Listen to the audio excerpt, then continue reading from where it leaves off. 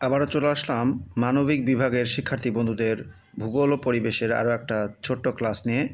এই ক্লাসে মহাবিশ্ব ও আমাদের পৃথিবী, এটা দ্বিতীয় অধ্যায় বন্ধুরা। এর পূর্বে তোমাদেরকে এই ক্লাসটা আমি দিয়েছি, তো এখন আমি তোমাদেরকে এইখানে যে তথ্যগুলো রয়েছে ভূগোল ও পরিবেশের দ্বিতীয় অধ্যায়, এখান থেকে গুরুত্বপূর্ণ তথ্যগুলো দিয়ে দিচ্ছি। চলে যাচ্ছি মূল পড়ার দিকে। পৃথিবীর গতি দুই প্রকার। তোমাদের যদি প্রশ্ন আসে যে পৃথিবীর গতি কয় প্রকার, তো তোমরা অবশ্যই লিখবে দুই প্রকার। সেগুলো হলো আহ্নিক গতি ও বার্ষিক গতি। পৃথিবীতে দিবারাত্রি সংঘটিত হয় কিন্তু আহ্নিক গতির ফলে। তাহলে পৃথিবীর দিনরাত্রি সংঘটিত হয় কোন গতির কারণে? সেটা হচ্ছে আহ্নিক গতির কারণে। তাপমাত্রার তারতম্য হওয়ার কারণ কিন্তু এই আহ্নিক গতি। আহ্নিক গতিতে পৃথিবী আবর্তন করে নিজ অক্ষের উপর। আহ্নিক গতির বেগ সবচেয়ে বেশি নিরক্ষরেখায়। এই প্রশ্ন অনেক ইম্পর্টেন্ট।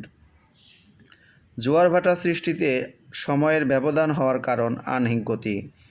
বায়ুপ্রবাহ ও সমুদ্র স্রোত সৃষ্টিতে ভূমিকা রাখে আহ্নিক গতি। ঋতু পরিবর্তনের কারণ বার্ষিক গতি। বার্ষিক গতির ফলাফলেই কিন্তু দিবারাত্রির হ্রাস বৃদ্ধি হয়ে থাকে। শিক্ষার্থী বন্ধুরা, তোমরা সবাই ভালো থাকো, সুস্থ থাকো। এভাবে ছোটো ছোটো ক্লাসের মাধ্যমে তোমাদেরকে ভূগোল ও পরিবেশের আমি পড়া বানিয়ে দেবো। সবাই ভালো থাকো, সুস্থ থাকো। আল্লাহ হাফেজ।